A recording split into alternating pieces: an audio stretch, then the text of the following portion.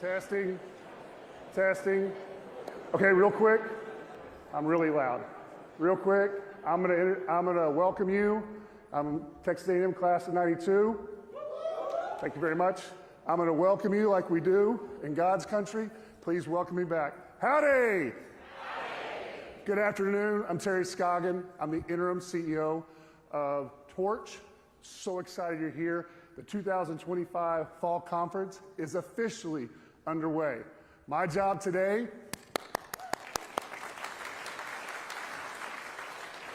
is keep us on time. So that's what I'll be doing. So it's my pleasure to introduce Lorenzo Serrano, the CEO of Winkler County Memorial Hospital, presiding chair of Torch, and more importantly, our Torch Renaissance man, my friend Lorenzo. Thank you, brother.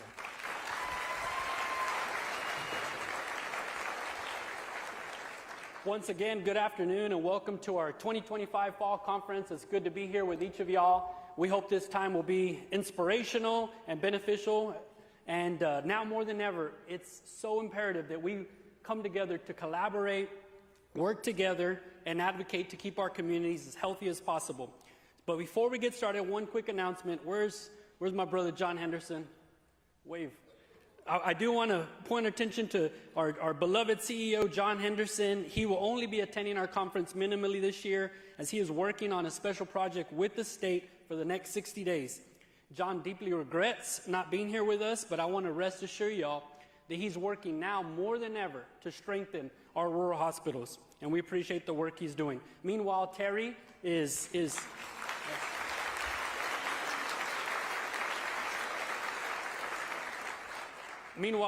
bringing very much a very strong amount of energy and enthusiasm to the role. So we appreciate Terry for stepping in and helping the association. So with that said, we are very excited for our keynote. Thank y'all. We are very excited for our keynote speech. The 89th Texas legislature concluded in June with several bills that were signed that had a significant impact on Texas rural health care. And we're going to hear from the Texas Governor, Greg Abbott, on how House Bill 18 and House Bill 3000 are driving innovation and helping to provide financial stability for Texas rural hospitals and rural EMS. Following Governor Abbott, State Senator Charles Perry and State Representative Gary Van Dieper and State Representative Ken King will host a panel to discuss the 89th legislative session and share their thoughts on other important rural health topics. So named the best governor in the nation in 2020, Governor Greg Abbott is building upon his record as a strong conservative leader who fights to preserve Texas values and ensure the Lone Star State remains the best place to live, work, and raise a family. Governor Abbott has a bold vision for even stronger Texas of tomorrow that will create more jobs and economic opportunities to educate the leaders of the next generation and protect individual liberties, restore parental rights in education, and secure our southern border.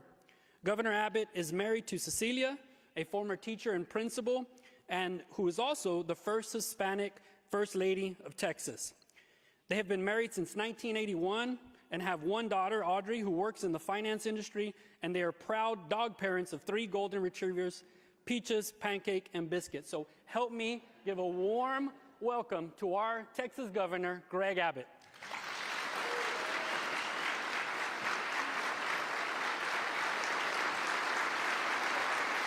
Thank you so much. Again,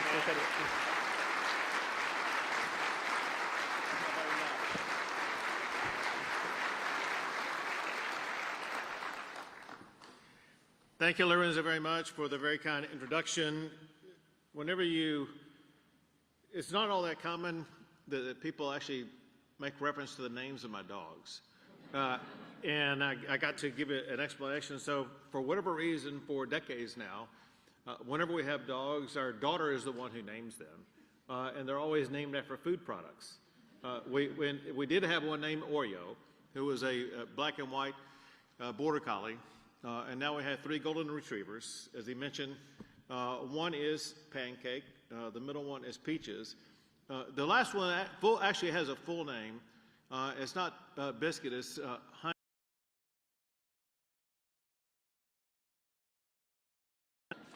Anyway, great to be here with you all, and I especially want to, we got Representative Vandiver here, Representative King, Senator Perry, thank you all for being here. Thank you for your leadership on the legislation that passed. Lorenzo mentioned HB 18 and 3000, which I will get to in a second. But before I do, I want to cover some other ground. First is to make an emphatic point, and that is rural Texas and rural Texans are the heart and soul of our state. And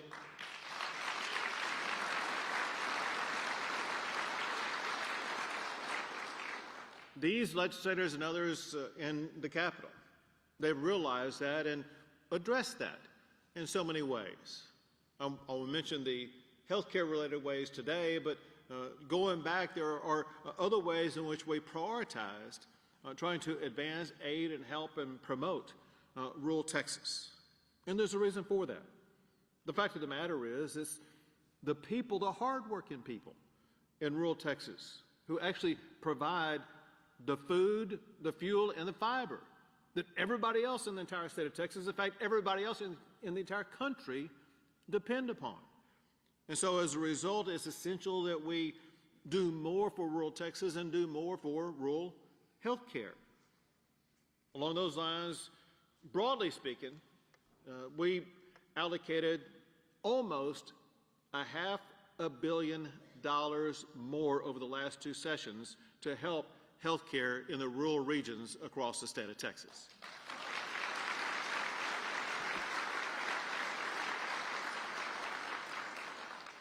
Importantly, if you look at what we did 2 years ago, we focused on mental health care in rural Texas, and we made one of the largest investments ever in mental health care in rural Texas. That includes mental health care hospitals and facilities that cover almost the entire panhandle of the state. And very importantly, we funded the Uvalde Behavioral Health Campus and outpatient services for the Uvalde community. When I arrived at the immediate aftermath of the shooting that took place in Uvalde, I spent a lot of time with the then mayor of Uvalde. And first question I had for him is, what do you need? And Ken and I got a very unexpected answer. He said, we desperately need more mental health care for the people of Uvalde. And he went on and said something quite specific. He said, I want a mental health care facility in Uvalde. People can't be driving from Uvalde to San Antonio, which is, I don't know what, about an hour and a half drive for mental health care and then drive back home. They will not access the mental health care if they're having to drive that far. I made a commitment to Don McLaughlin, the then mayor of Uvalde. We would deliver on that mental health care facility. We have, and interestingly also, he is now no longer the mayor there, he is now a state representative for Uvalde in the Texas Capitol. But we learn about and we hear about needs like that all over the state. And it's imperative for us to be able to deliver upon those needs. Additionally, going back to the session prior to this one, we funded crisis services for local mental health care serving rural areas like Nacogdoches. We provided more than almost $20 million to address chronic conditions for Medicaid recipients in rural health care. Those chronic conditions, especially for Medicaid recipients, is something that I'll come back to momentarily. Also momentarily, I'll come back to this next topic, and that is what we did 2 sessions ago when we expanded telemedicine in rural Texas, including devoting almost $15 million to fund telepsychiatry. And again, I'm going to highlight the importance of that with this next topic. As I think probably everybody here knows, I met with Secretary Kennedy recently, along with members of Torch and other rural healthcare stakeholders, and a main topic of discussion for all of us at that time was what was contained in what is known as the One Big Beautiful Bill. What the One Big Beautiful Bill did is truly transformative for rural healthcare. It created a 50, that's 50, a $50 billion fund focusing on rural health transformation. It breaks down this way. Every state, regardless of size, you could be Texas or Rhode Island, every state is going to get $100 million a year for the next 5 years, which of course is $500 million. Then that represents half of the $50 billion. The other $25 billion remaining is going to be portioned out based upon certain criteria that I will cover. Before I get to those criteria, let me tell you what in Texas we're focusing on, which is really kind of a subset, maybe a replication of what every state's going to be focusing on, because it's what the federal government wants us to achieve with these resources. Focus on children, seniors, and women who are pregnant or who recently gave birth. So we know that just by existing as a state, we get $500 million just for rural Texas. What does it take to be able to tap into that other $25 billion? That was the main question that we all had for Secretary Kennedy. And he talked along these lines. First of all, he said, Texas is in a really good position to be able to receive a large amount of that money. One reason is because the day before we were meeting with Torch and talking about rural health care was the day that I signed the Make Texas Healthy Again MAHA bills in the state of Texas. He said one of the most important, maybe the most important criteria that will determine whether or not a state is going to get meaningful amount of the extra funds is going to be the extent to which we have passed and legislated and put into place a MAHA program. And he said Texas has the biggest and the best MAHA program in the United States of America. So we're off to a good start.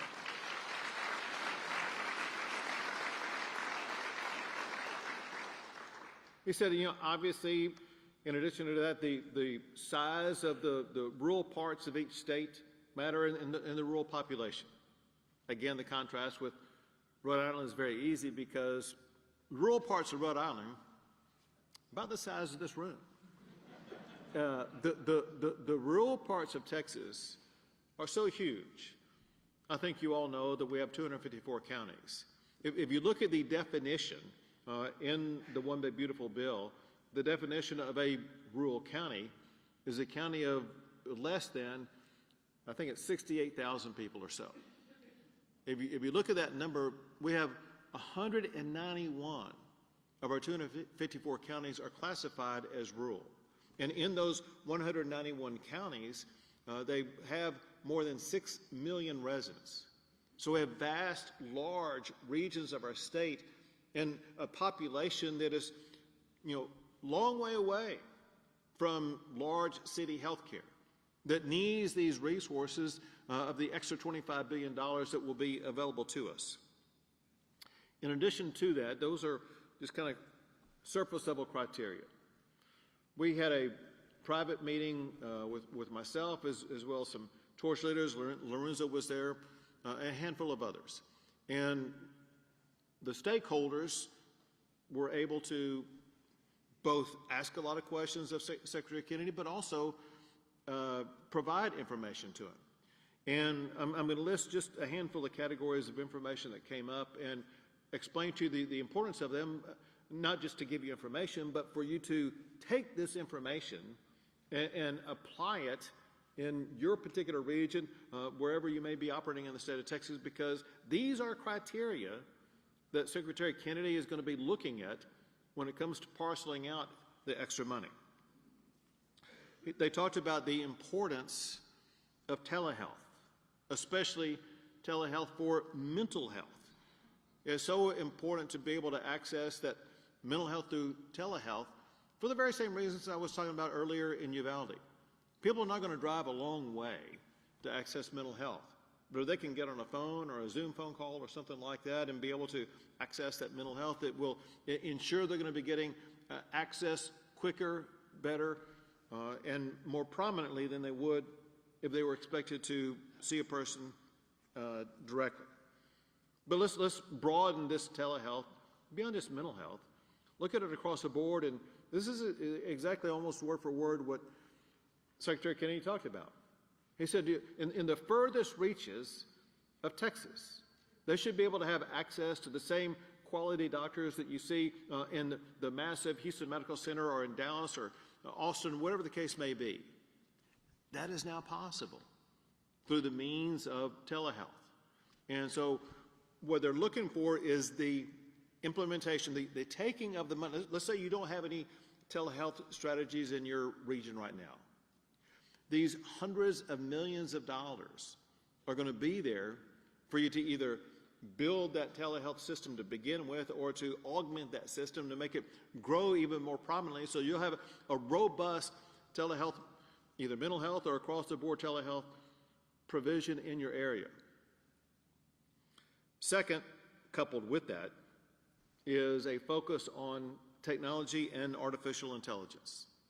What this will do is not only support things like telehealth, but also it will provide greater efficiencies in the delivery of medicine, which is another very important criterion. That is, they want to achieve greater efficiencies. And I'm sure you all see how fast AI is developing, and think of over the course of the next 5 years, which is the 5-year timetable for these funds, the more you're going to be able to apply and implement artificial intelligence and the technology that will connect to it, and use that technology to improve health care, improve patient care, all those kinds of things. Not only will you be delivering better health care for the people in your region, but also you're going to be better positioned to receive more money. Another one is staffing. This one's a little bit more complicated. We understand, broadly speaking, that there are staffing challenges in rural regions. We understood that in this complete different context of education. If you go back to education and what we did this past session, we provided the largest teacher pay raise in the history of the state of Texas.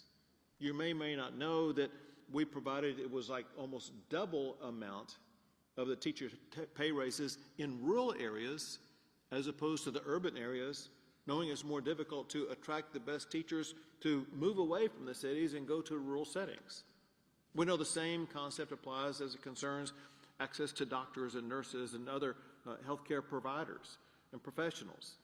So for one, we got to find a way to attract more personnel to be able to go out there and work for you and fill the staffing positions that are desperately needed. But here's the slight catch. What the state is looking for, what Secretary Kennedy is looking for, is not to use this money to set up a system that's going to require ongoing funding in the future.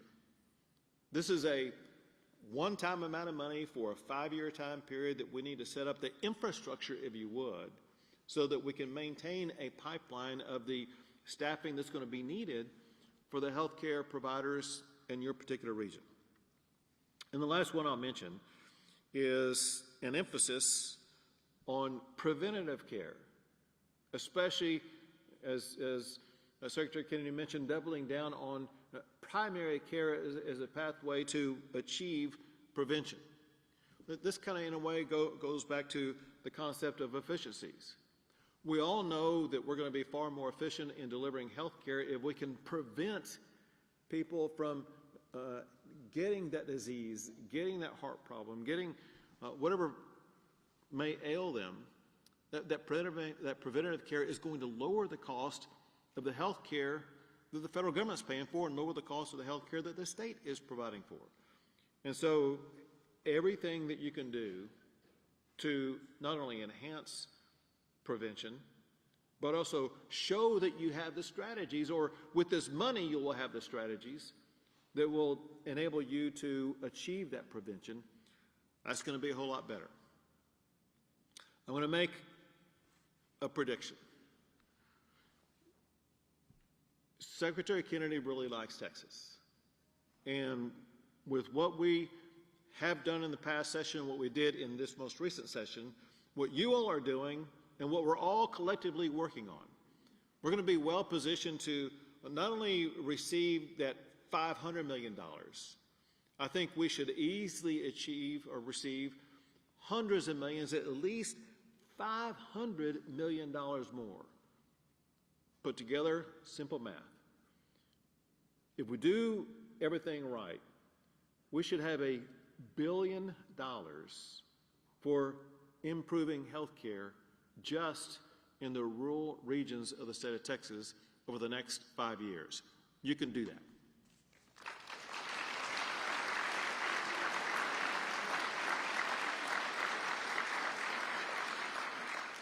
And candidly, the legislation that I'm going to be ceremonially signing here today, and that was passed this session, actually jump-started this process to put Texas in a position to be able to get those funds. I'm going to list some broad strokes about what these bills achieved, and then I'm looking for Lorenzo. There he is. As you know, so are you going to be the ringleader, bringing people up? All right. So what I'm going to do is talk about a couple of these, and then we're going to bring stakeholders up, first for House Bill 18, then for House Bill 3000 for the ceremonial signing. So House Bill 18 by Representative Van Dever and Senator Perry. It addresses gaps in maternity services. Among other things, it also $72 million in new funding, and then it continued that with $52 million for funding for existing programs.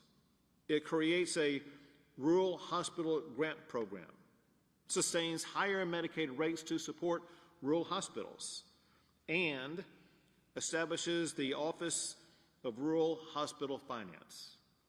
It is that office that John Henderson, as y'all know, the former president CEO of Torch, who has now joined HHSC for a short period of time to aid in the setup of that office for rural hospital finance. Please give it up for John Henderson for helping the state of Texas.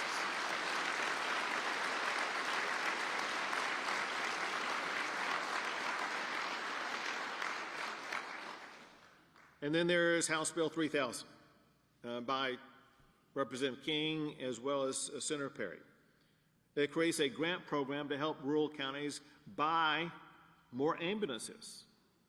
Rural Texans should not have to face extended wait and drive times when suffering in medical emergencies. This law massively improves EMS response in rural communities.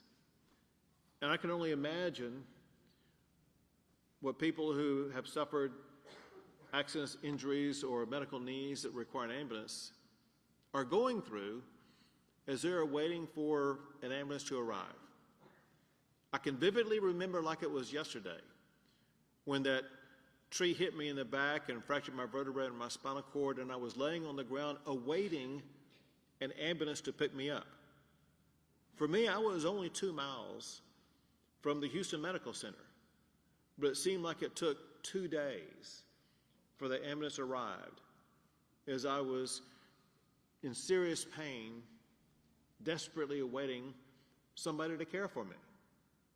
If that happened to me in Houston, Texas, what's happening to the people in all of our rural reaches across the entire country?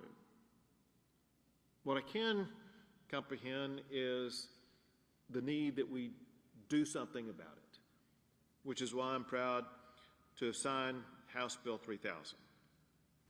Going back, altogether, just at the state level, we've provided over the past 2 sessions about $500 million for rural health care. And even more than that is going to be coming your way over the next 5 years. Thanks to organizations like Torch and advocates like so many of you in the room here today, together we are dramatically improving health care in rural Texas. Thank you all. God bless you all. And God bless the great state of Texas.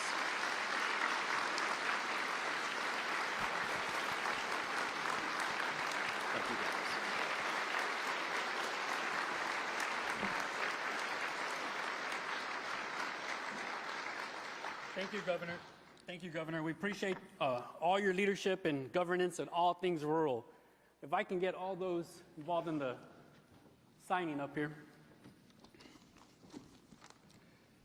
I got 4 bands and a lot of stakeholders. Yes. Who do you think I should give out? We can just one at a time. That's fine. I'm going to give a few out. Yeah. Okay. Who will we give them to? I'd like to get John for sure. Yeah. Okay. John. And pick one of the prizes. Okay. Terry. Yes, boss.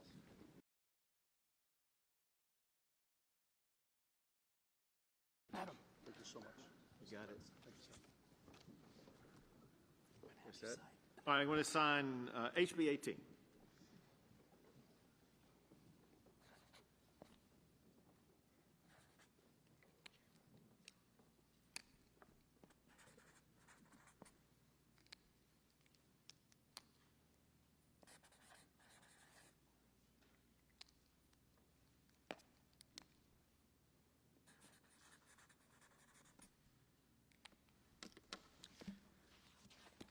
House Bill 18 is law of the great state of Texas.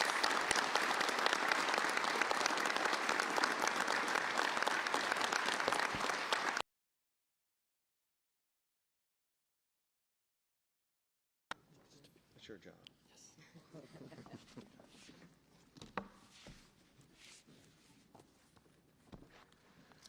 Now, House Bill 3000. Yes. Change your Switch it out.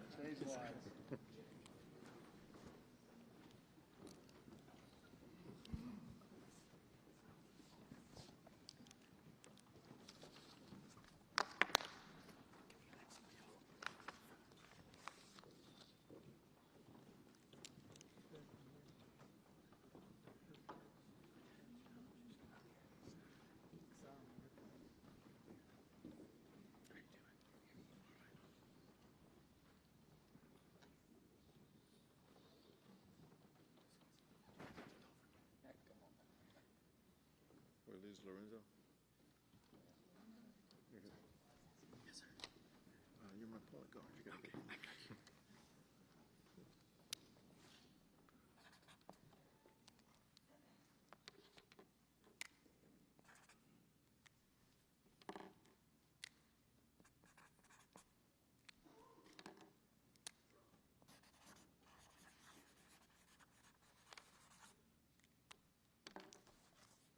House Bill 3000 is law of the great state of Texas.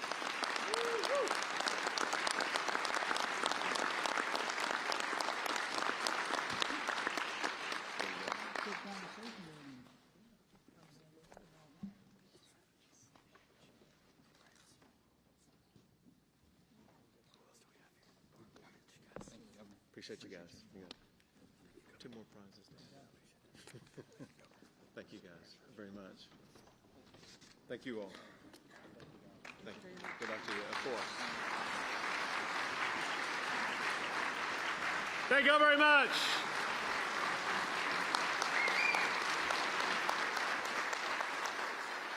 Thank you, sir. God bless you.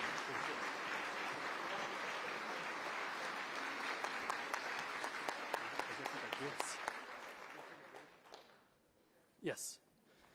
Again, once again, thank you, Governor. Next up, we have a fireside chat with our Texas leaders, State Senator Charles Perry and Representative Gary Van Dever, moderated by Terry Scoggin. And if you'll just give us a few minutes to set everything up, we'll be back to introduce them.